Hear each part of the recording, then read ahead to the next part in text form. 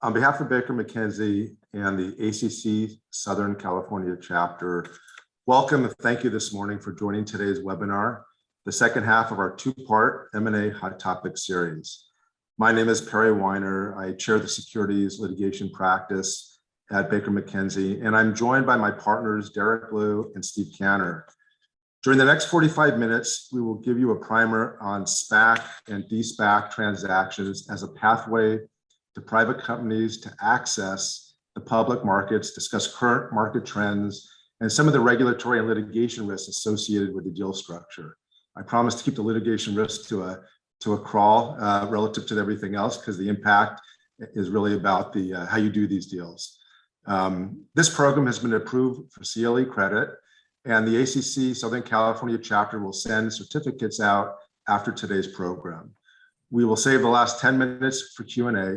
So if you have any questions, please ask them through the Q&A feature on Zoom, which should be on the bottom of your screen, and we'll be glad to answer as many of them as we can. And with that, I'd like to pass this over to my partner, Derek, to kick off our discussion about SPACs. Thank you.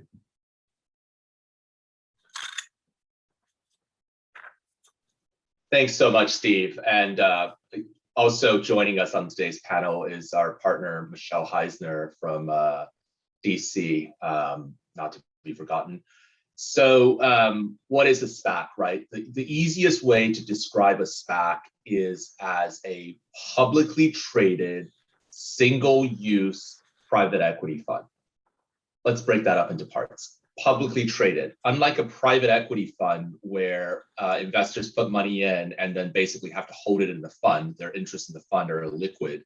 With a SPAC, the SPAC undergoes an IPO, raises money, but from there on out, the stock of the SPAC can trade both before and after it undergoes its de-SPACing transaction. So what that really means is it's a fully liquid instrument that allows public investors access to a PE fund-like structure.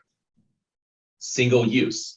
It's single use in the sense that unlike a private equity fund, which raises a fund and then goes and buys 5, 10, 15 companies, a SPAC is really intended to only buy a single company.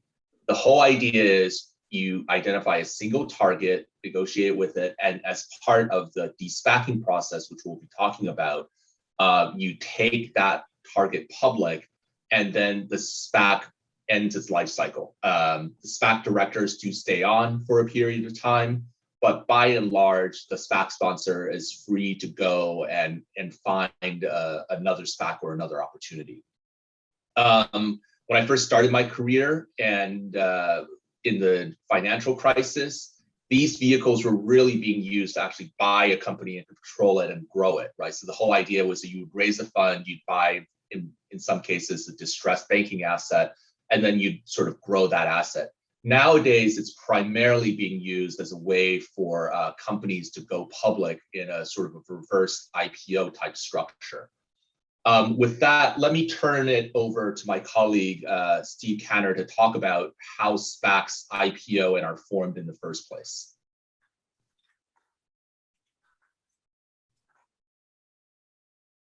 Steve? Good morning or afternoon, depending where you're sitting. And thank you, Derek and Perrie, for the introductions. And thank you all for attending. There's not a moment that goes by in any major law firm where a whole bunch of people lawyers aren't working on SPAC matters, either directly or indirectly. The phenomena is unbelievable of the last couple of years. While SPACs, as Derek alluded to, pre-existed the last couple of years, the iteration that is currently in the market has overwhelmed the market. In the beginning, at the end of 2020 into the first 2 months of 2021, there wasn't a business day that multiple SPACs weren't going public and being listed on the NASDAQ. That activity has fallen off somewhat. Some say because the market was saturated. There were multiple offerings each day for a while. However, there was some, I guess, headwinds that slowed down the process. The SEC questioned the treatment and accounting treatment of warrants that are issued by the SPAC, which I'll get into in a moment. The SEC put out a joint pronouncement that basically was looking at, in essence, looking askance at the SPAC offerings. And then there was a lawsuit brought that has been criticized strongly by most of the leading law firms, including us, arguing that the SPAC is indeed should be registered as an investment company under the Investment Company Act. And Perrie spearheaded our effort on that.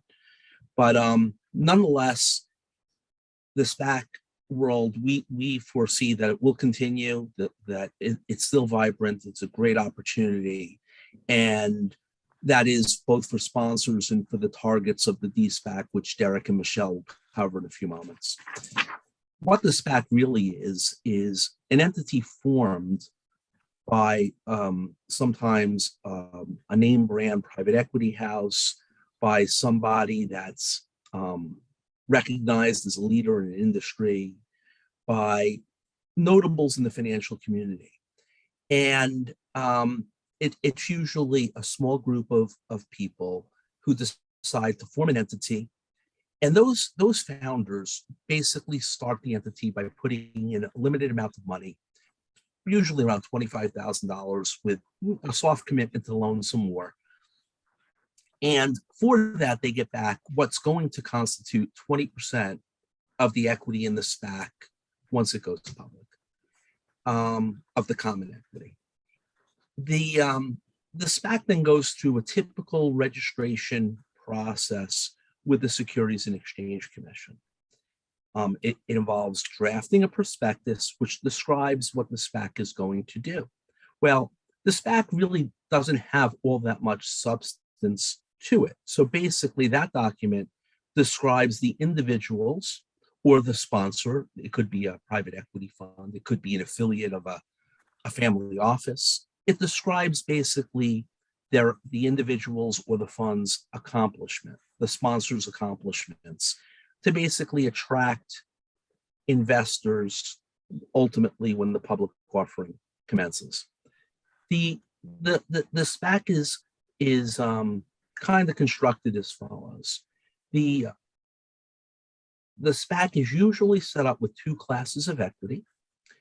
For the $25,000 or so, the sponsor gets about 20% of the equity, but that is usually in a separate series than what will be offered to the public.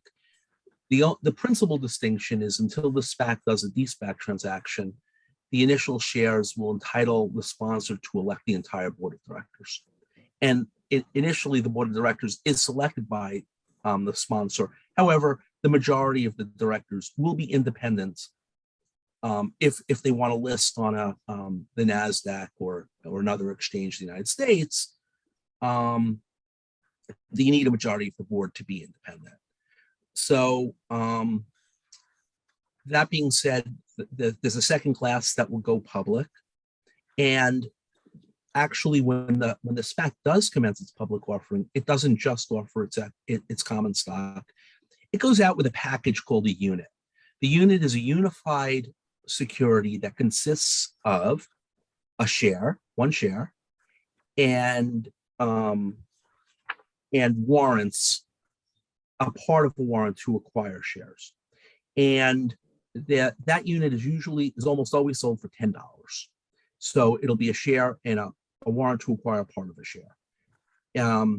Simultaneously with the public offering, where the units are sold for $10, the sponsor usually puts in an amount of money that's equal to the underwriter's discount that will be paid at the closing of the IPO to the underwriter, and about $2 million more, sometimes more because of increased expenses for directors and officers insurance, which Perrie and his team view as very valuable. That was sort of a joke. When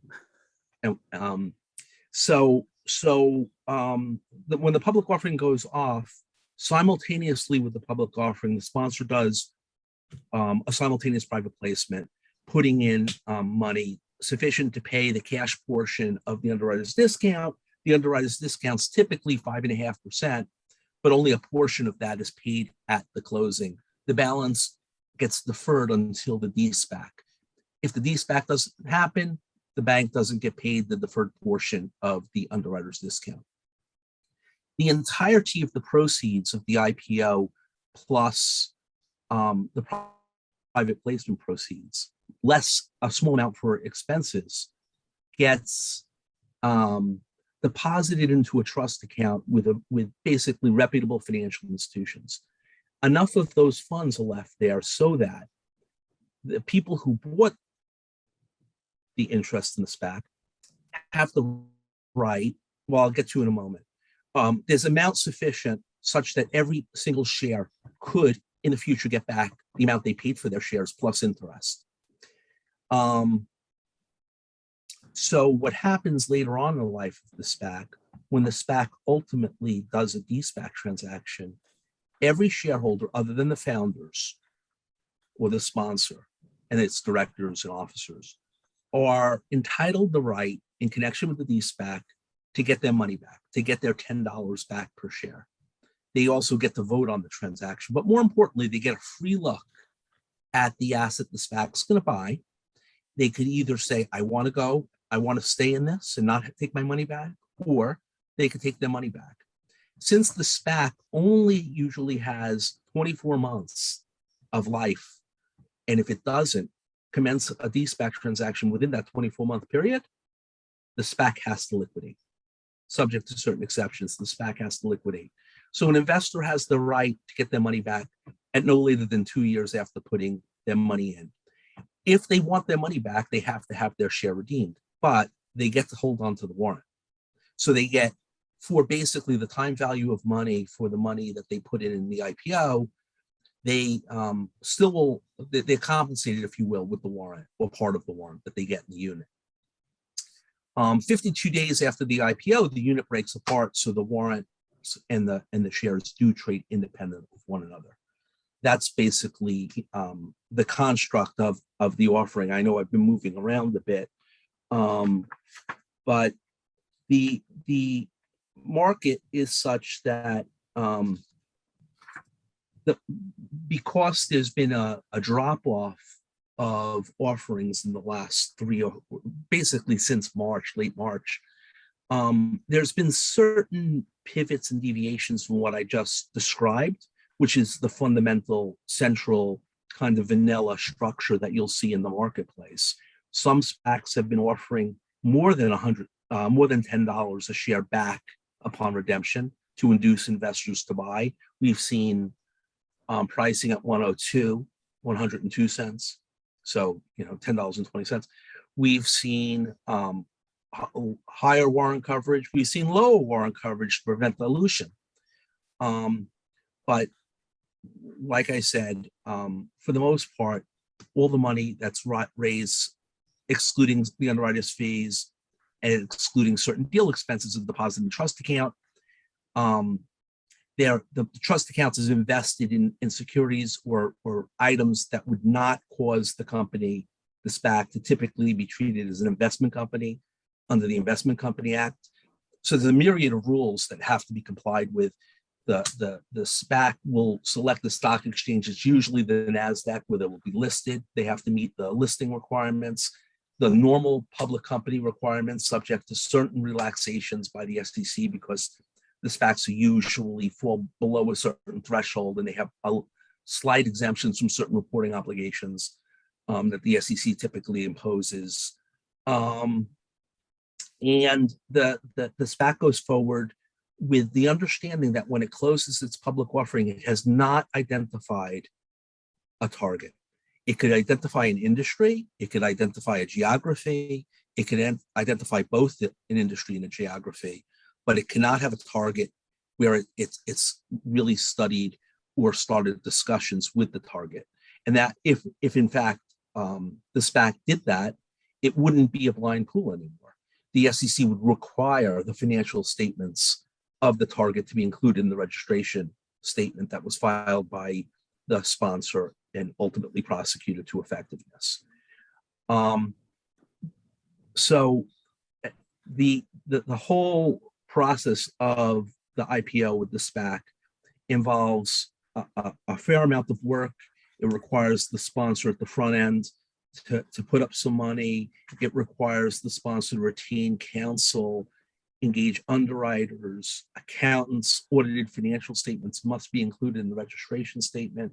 It's a time-consuming process that we have learned how to standardize, although the accounting firms that are leaders in this space are overwhelmed by the amount of transactions that they have, and they have been slowing down the process simply by virtue of lack of human power to get items done. The registration process with the SEC is akin to doing a conventional IPO, although the SEC usually doesn't have very much in way of comment. Just to go back in time, it involves filing. Usually what we do is we submit confidentially with the SEC a registration statement, and the SEC usually gives comments within 30 days. That's their kind of mandate. And the comments are usually very, very light. And then after that process and responding to the SEC, basically you do a live filing with the SEC. The SEC again has the opportunity to review. You go through the process of selecting and listing on an exchange, select symbols, and you go through the process with the underwriter, negotiate an underwriting agreement, allow for copious due diligence. There has been a spate of lawsuits against SPACs, in particular in the de-SPAC transaction. So it's essential to have backup on every objective statement made in the prospectus, any data, any statement like our sponsor has accomplished $500 billion of deals. Well, you have to go and collect evidence for that. Or the roles that people played when they describe, because again, you're marketing individuals or a sponsor. And if it said Stephen Canner had been the CEO of the leading comic book company in the world, well, the underwriters want to see and counsel for the issuer wants to see backup for that, supporting data so that in the chance that there is a lawsuit, everything could be demonstrated to be true and supported. And forward you go, the public offering is completed, money comes into the SPAC, it gets deposited by the SPAC, like I said, into the trust account, and then the SPAC is off and running. It does not have an identified target, may have an industry that it's focused on, and again, I said a geography, but then its efforts over the next period of its life, of the life of the SPAC, are engaging in the pursuit of a transaction, the de-SPAC transaction. And with that, perfect segue to turn over to Derek and Michelle, who will take us through that part of the process. Thanks, Steve. So for my money, and I may be biased here because I frankly love M&A, but it's really the de-SPAC transaction where things really hit the road, because the SPAC literally lives for this moment. Its entire existence is predicated on executing a transaction with a target. So what does the SPAC have to offer to the target's owners? I think there's actually three things that they have to offer. One, they've got the cash that's sitting, that it raised in its IPO and that is sitting in that trust account. Two, they can issue more shares. They can give, stock consideration. And then three, there's like the amorphous dreams of all the potentials of being a public company, the liquidity, equity for the equity incentive plans, the ability to raise funds in the public markets. But what we typically are seeing in this market, and Derek alluded to it earlier, is that the consideration has been skewed towards stock rather than cash. And I think that's because, one, we're seeing, early stage companies in this round right now that are looking to go public via SPAC to sort of fuel growth through the injection of cash. So they don't want to use up that, honey pot that exists in the trust account. And then two, frankly, things have been getting tough. The redemptions are getting higher lately. There's not been the pipes to backstop the redemptions. They've been scarce. And so there's less and less cash available in the trust account. But really, there's nothing to say that this has to be the case. In the de-SPAC, under the right circumstances, it could, actually be effectively used to buy out the target's existing shareholders. And then the thing is that to the extent that cash is not used in the deal consideration, anything that was not used, that hasn't been, redeemed out, just sits on the company's balance, the combined company's post-closing balance sheet. And so then the combined company, once the de-SPAC transaction has occurred, it's going to continue to live its life as a public company. It's going to be, that operating company that was the target company, plus any of the cash assets that came in from the SPAC. And it's going to have, for good or for bad, all the formalities that are associated with being a public company, all of the reporting obligations, et cetera, at least until it is, delisted, or I guess like in a worst case scenario, bankrupt and dissolved. So as a result of this transaction, what you're going to end up having is the SPAC's equity holders who have not redeemed. They're going to continue to be invested in that combined company, including the SPAC sponsors. And then any shareholders of the target that received consideration in the form of shares are going to also be sitting up there and being equity holders in that combined, now publicly listed company. And what that means is that the higher valuation that you have in the transaction, the more that you say that target company is worth.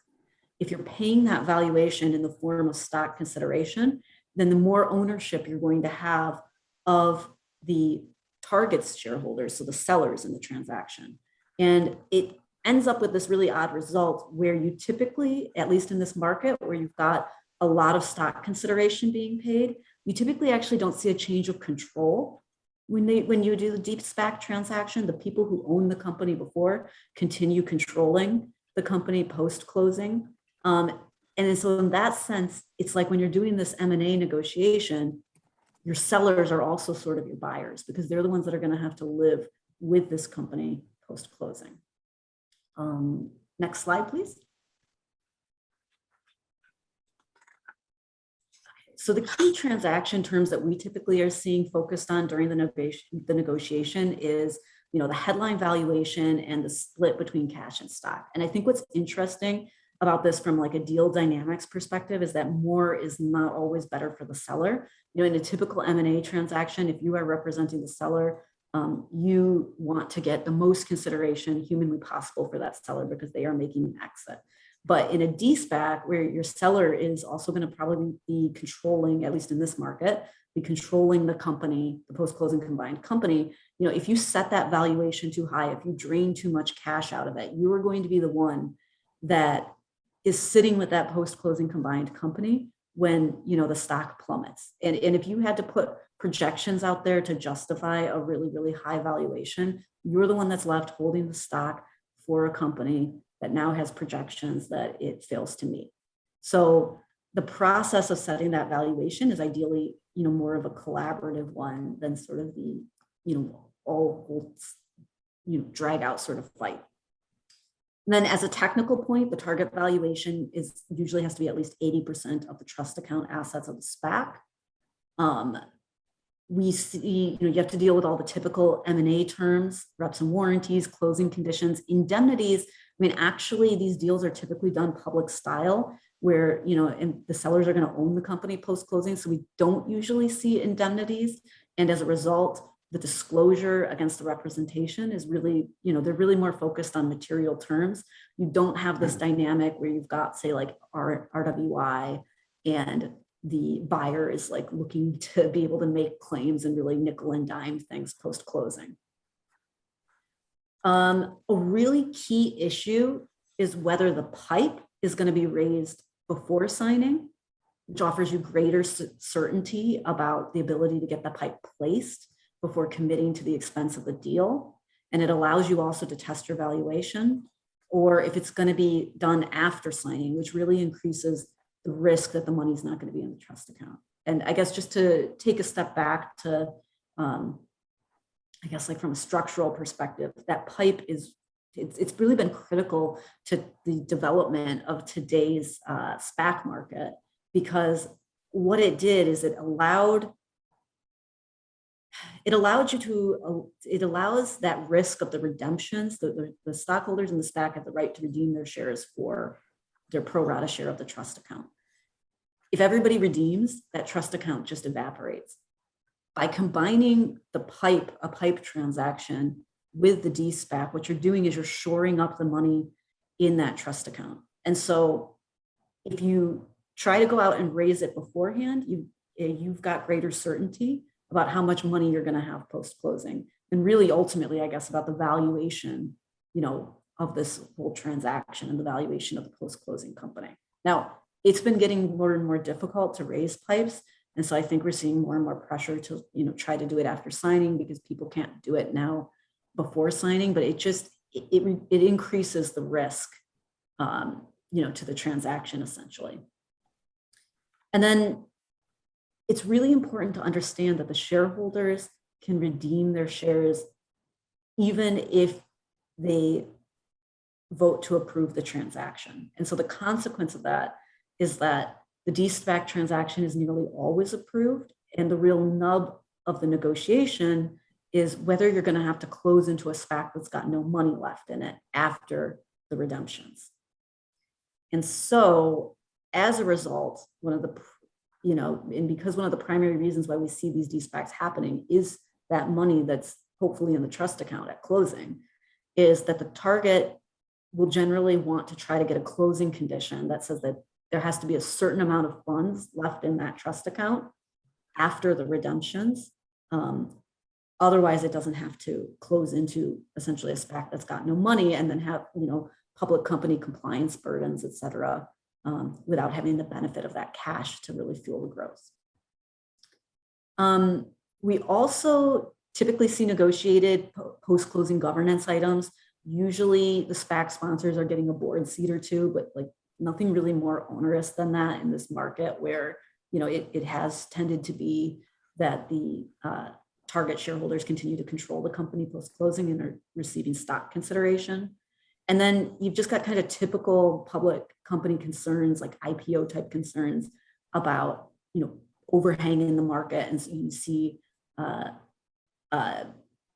lockup periods being negotiated.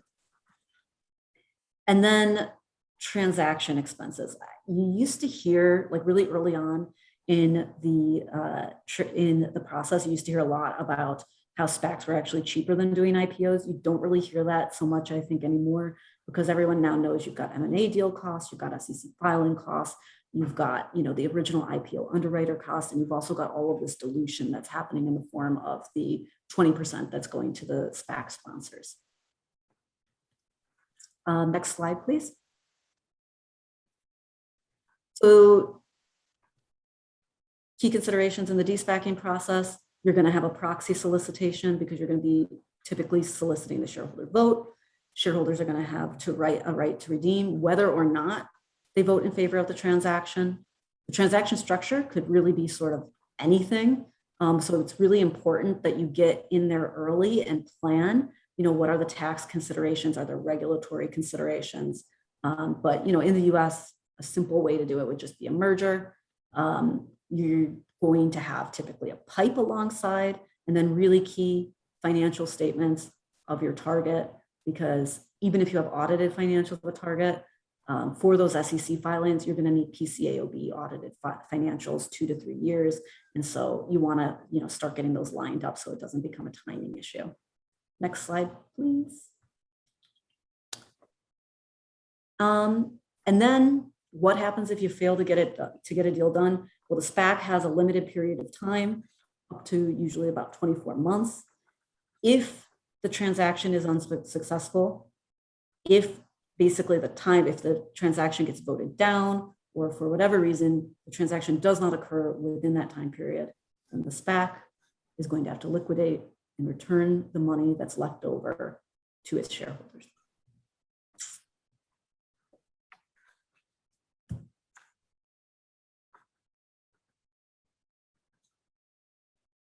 All right, jumping on advantages and disadvantages of the SPAC. If you could go to the next slide. You really kind of have to think about these from sort of the multiple players in this game. So, right, there's a sponsor who's the party that's setting up the SPAC. there are the IPO investors who invest in the SPAC initially, and then there's a target company that's participating in the de-SPAC. Of those, you know, for at least the past 2 years, it was basically a no-brainer for the sponsors to set up a SPAC. That's why you see 400 or so in the marketplace. Why is it a no-brainer? For a roughly de minimis amount of setup costs, so call it a couple $1 million in setup costs for setting up the SPAC and paying for the lawyers.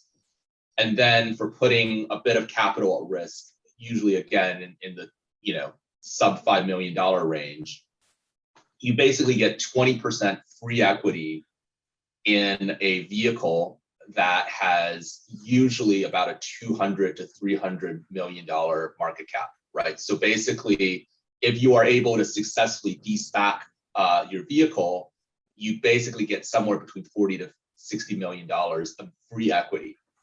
And that's actually been what's causing a lot of the conflict of interest issues that folks are concerned about with SPACs, because if you're a sponsor, a bad deal is infinitely preferable to no deal. Even if you have the worst company and at the worst valuation, your incentives are to get to a de-SPAC transaction so that you can at least get, so that your equity can actually be worth something. And I think that's going to be a really interesting trend as we're looking at, you know, 400 or so SPACs out in the marketplace, all hunting for targets. Not everyone's going to find a good dance partner. Next slide, Becca.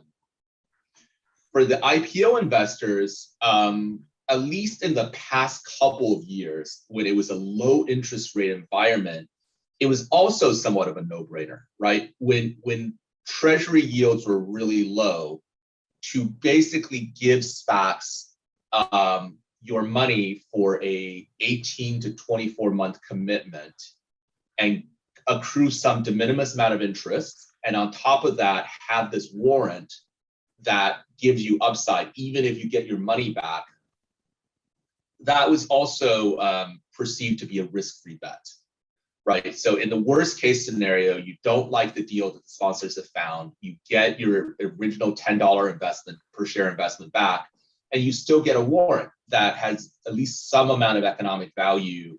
Even with a terrible target, you know, there's always the Black-Scholes value of getting something. That equation has really changed. You know, we are seeing at least uncertainty as to the interest rates.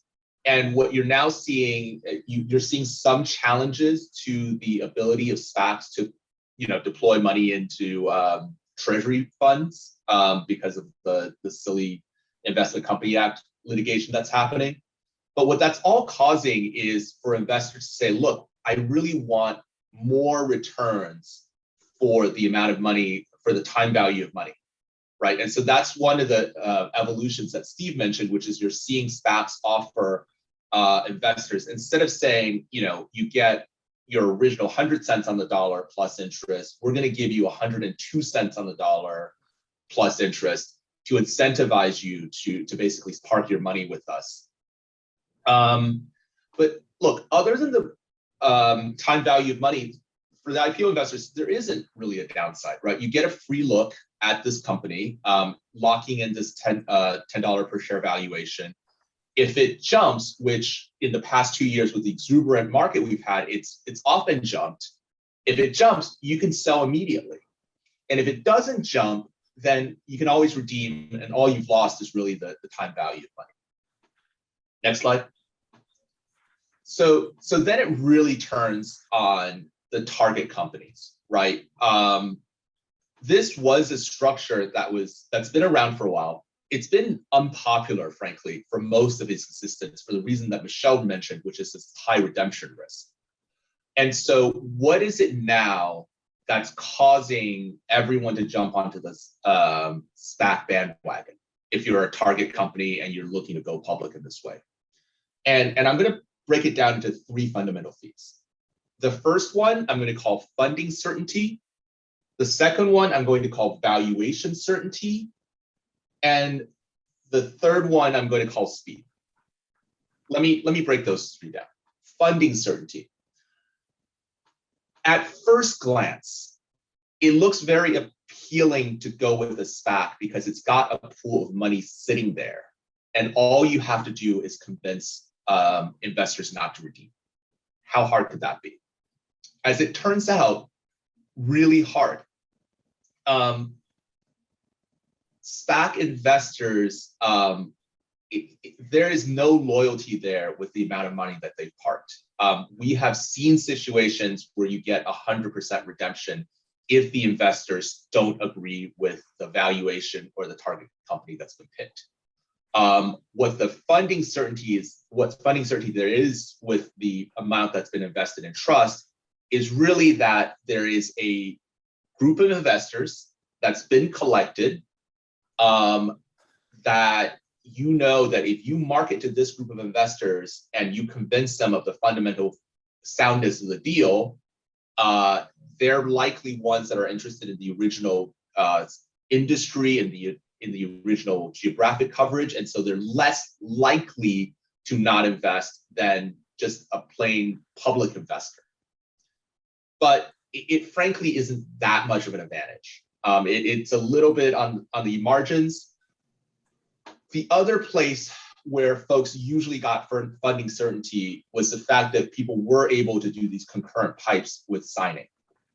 What was happening there was, back when the market was exuberant, it was pretty easy for a bunch of hedge funds to buy in at the pipe valuation, which is, again, usually still the same $10 per share. And then once the deal announces, the SPAC's trading price would jump, and then these funds would be able to exit relatively quickly. That arbitrage game is by and large now done. You're not seeing stock pop. You're not seeing a lot of financial short-term investors. What's happening now, what's making pipes more challenging to do, but also potentially more rewarding, is that you're getting more fundamental investors that are willing to invest in the long term. And so that's the conversation that's happening with pipes right now. And so the advantage is, if you are a quality company that's going public at a good valuation, you're able to have these conversations with the pipe investors, lock in funding from the pipe, and that kind of gives you the funding certainty that you were expecting. The other avenue for that, by the way, is a fair number of private equity funds are sponsoring their own SPACs. And so if you're doing a deal with a private equity fund, they're able to bring their own capital to play in providing a backstop or providing a commitment to the pipe. And so that's also providing some amount of funding certainty. Okay. Next one, valuation certainty. This was, go back. This was also very attractive, right? So the argument was, traditional IPOs have a long time frame. You have to time the market. You have to do the roadshow and collect the investor book. You don't know what the pricing is until the pricing date. And so by having a negotiated preset valuation with the sponsor, you're supposedly getting the market clearing price for your shares. So that was the story. The reality is, because of the exuberance in the market, what has happened is a lot of SPACs, frankly, priced deals at above what the market was willing to bear. And so you had a lot of cases where, after the redemptions were done, after the de-SPAC completed, the share price falls very quickly afterwards. And so even though you're getting valuation certainty at the moment of close, because the valuation was sort of set by a sponsor that may have had conflicts of interest, you're seeing situations where the market is really not respecting that valuation. Particularly in situations, I think Michelle mentioned this, particularly in situations where you're dealing with an earlier stage target that's marketing itself on the basis of forward-looking projections as opposed to historical financials. When you see that happening, and when you see the company sort of fail to meet those projections, you can start seeing some very sharp declines in share price. And that's something that Perrie is going to explore in detail when he talks about litigation risk. Finally, there's speed. This was historically one of the arguments for a SPAC. You can get a de-SPAC deal basically done from soup to nuts in somewhere around 4 to 5 months, which is much faster than a traditional IPO. And I think when you couple that with the certainty that you can sort of get out to market, have a valuation that's certain, have funding that's certain, it did seem like a very attractive way to get out to the market quickly. I think the downside that we're seeing from that speed is it means that you don't have the time to do the full roadshow that you would do with a traditional IPO. It means that the wider network of institutional investors, other than the existing IPO investors, other than the existing PIPE investors, that the wider market really isn't being told the story about your stock. And so the downside of speed is that you're not getting as much investor buy-in and investor recognition in the stock after the fact to support the post-signing trading. So again, the speed really does cut both ways. If it's important for your company to really be out in the market right now at this moment in time, the speed it's an incremental couple of months that you do save, but you do pay for that in terms of investor recognition. With that, let me turn it over to Perrie to talk about everything that could and possibly will go wrong when you do a SPAC. Not to be too negative, and thanks, Derek. So there's been a lot of activity out there in litigation by the SEC. As Derek mentioned on the front end of this, there's the SPAC activity, although there's been a momentary pause because of SEC regulatory activity. Overall, it's definitely way up in 2021. In 2021, we've seen 359 SPAC filings, garnering combined $95 billion, far surpassing 2020's 254 filings and $74 billion capital raised. So in the first quarter of 2021 alone, we saw a record 298 SPACs formed, raising $83 billion, up from 134 deals and $35 billion in the quarter prior. So, as you'd imagine, SEC and private shareholder litigation has increased accordingly. In terms of class action litigation, we've seen 15 shareholder lawsuits against post-merger SPACs that were filed in the first half of 2021, which is triple the 5 that were filed in 2020 and the 2 filed in 2019.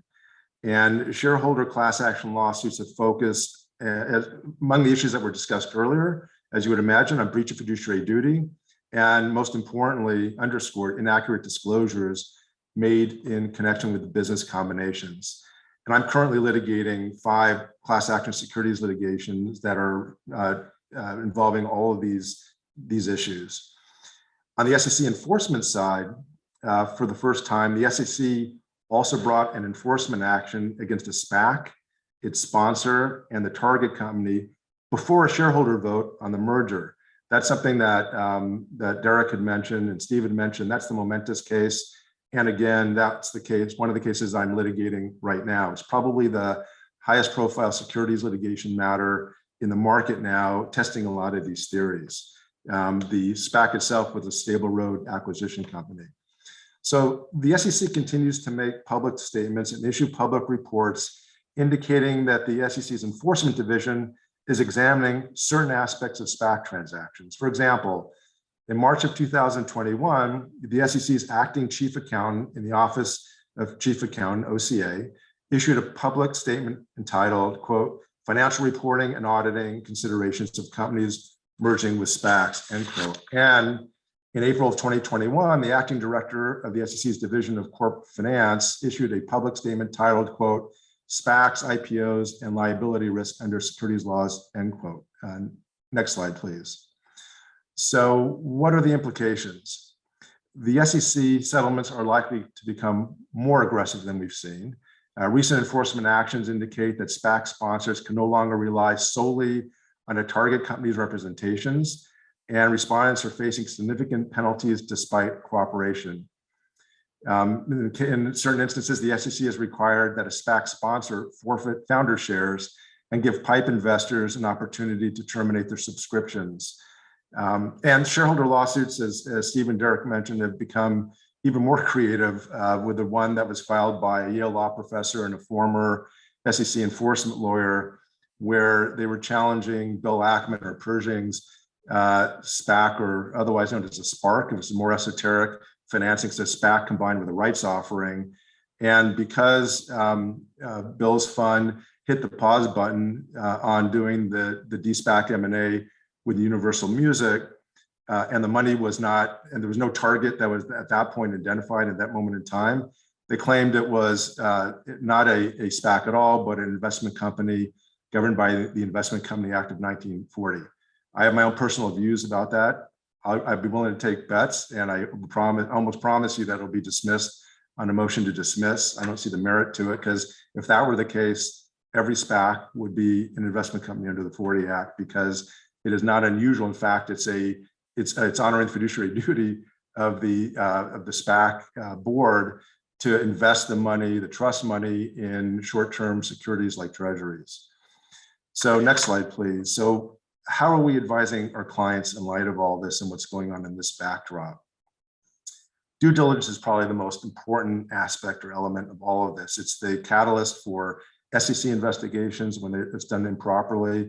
It's a catalyst for the securities class actions. And so bottom line is SPAC sponsors should hire reputable third-party investigators and audit firms. You want neutrality. You want someone objective out there. You want to implement fairness opinions, and you want to use extreme caution when relying on unverified statements from proposed merger targets. So this is really for the SPAC itself. When they're putting out the public filings, they better be doing their own due diligence to make sure that what they're hearing and what they're seeing from the target is correct. SPACs must prepare their internal accounting controls so that the post-merger publicly traded company will meet the SEC's reporting demands. And market participants should seek experienced litigation counsel for input on the documents being prepared, like the S4, as well as for crafting a strategic approach in managing litigation risk.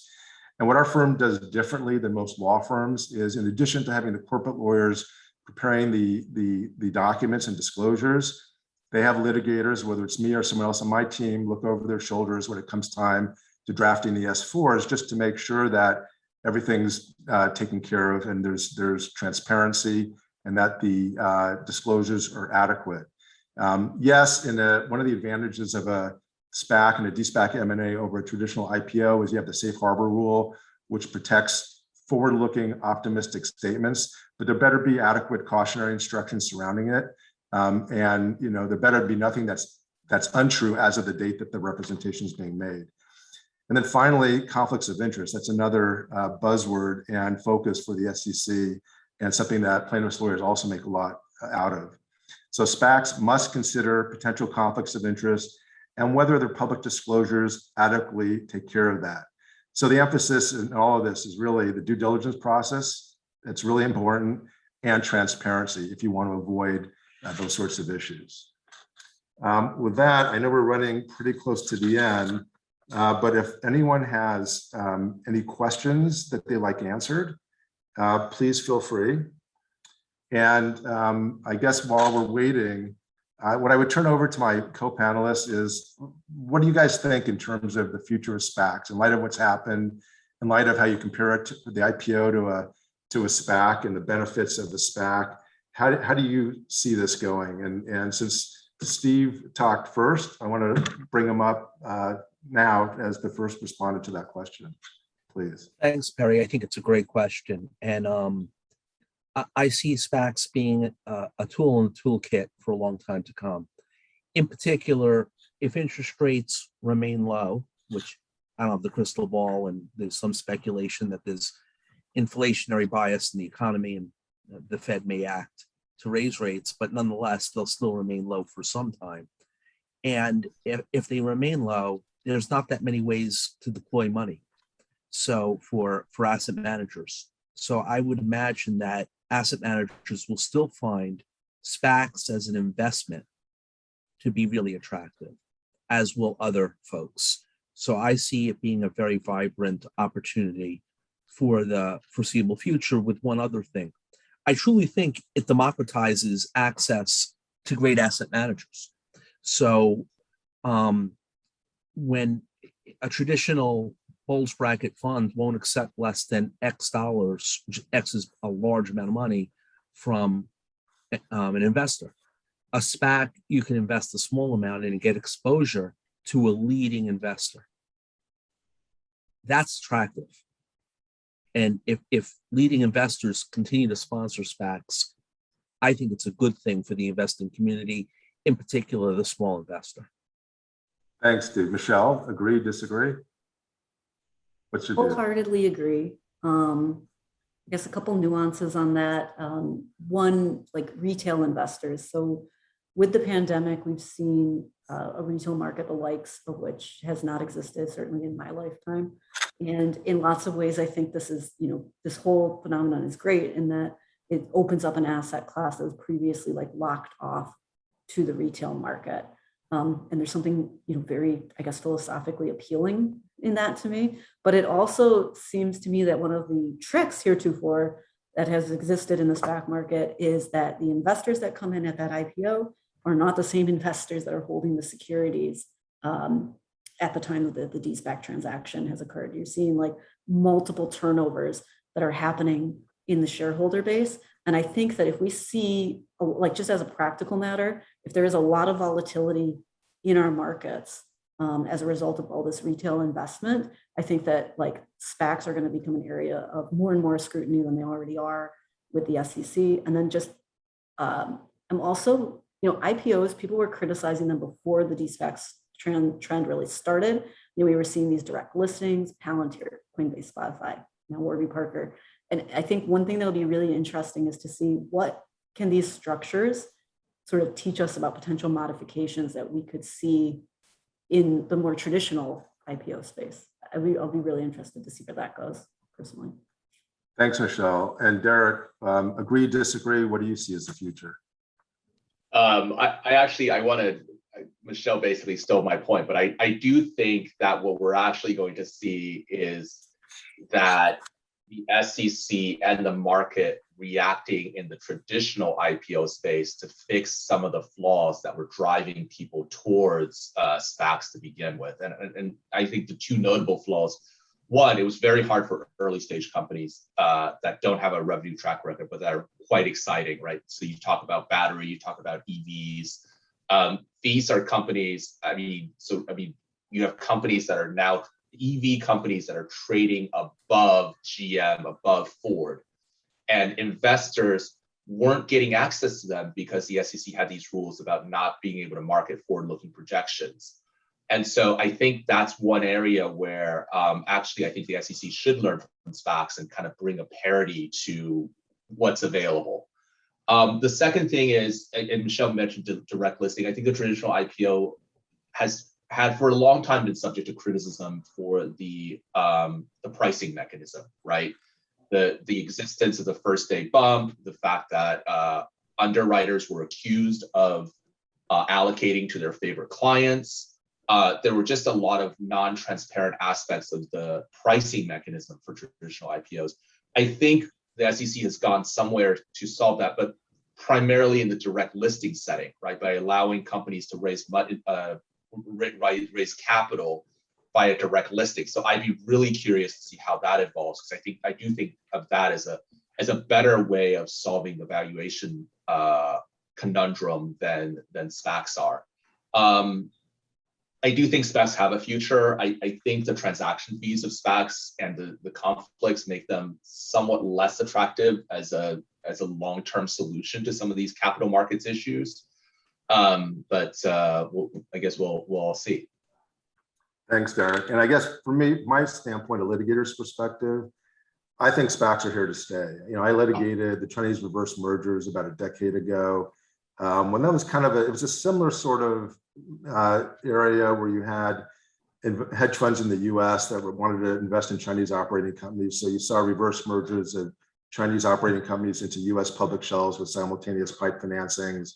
But what's different about SPACs is you've got a very sophisticated management That's at the front end of this. And you've got a lot of cash sitting in the public shell up front, usually $100, $200 million. And so when the pipe happens on the eve of the de-SPAC M&A, it's sort of like the good housekeeping seal of approval when institutional investors come in and they're saying, we like the deal, we're sorry we didn't get in earlier, we want to do it now. Have there been issues along the way? Sure, but what we hope doesn't happen is that the SEC throws out the baby with the bathwater. There's always, in any of these, when the cryptocurrency markets happen, I was litigating ICOs, there was a recognition by the SEC that that technology and that sort of currency is here to stay. So it's a matter of understanding it, getting their arms around it, regulating it to a certain degree, but not so much so that you kill the value of it. Because the value of a SPAC compared to an IPO is nimbleness. It's a fast approach and access to capital markets. It's perfectly suited for companies that don't have quite the same track record as in a traditional IPO, but they're solid, they've got a good business plan, and they need to go hit the public markets within 5 to 6 months as opposed to 9 months to a year. And so it's a timing issue, it's a nimbleness, it's a great investment vehicle. And I personally think that once some of these kinks get worked out by the SEC, and once the Chinese markets and regulators become a little more relaxed, what you're going to see is with 359 SPACs searching for targets, well, the targets in the US are kind of picked over, you're going to see a tilt towards Asia. And you're going to see it's going to be the Chinese reverse mergers all over again, where a lot of the opportunities are going to be in those markets. In fact, even in India, Baker McKenzie's, there's only been 2 SPACs in the India market. Our firm did one of the only 2 SPACs that happened there. So I think that there's going to be a real focus on the markets outside of the US as targets, de-SPAC M&A targets for US SPACs. So that with that optimistic note, I want to thank my co-panelists, Steve, Michelle, and Derek. And I want to thank all of you for participating today. We hope that you found the content valuable to your business. If you have any questions, always feel free to reach out to any of us. And you'll receive a program valuation, and we very much appreciate your feedback on today's panel. Thank you very much for joining us. Have a great day.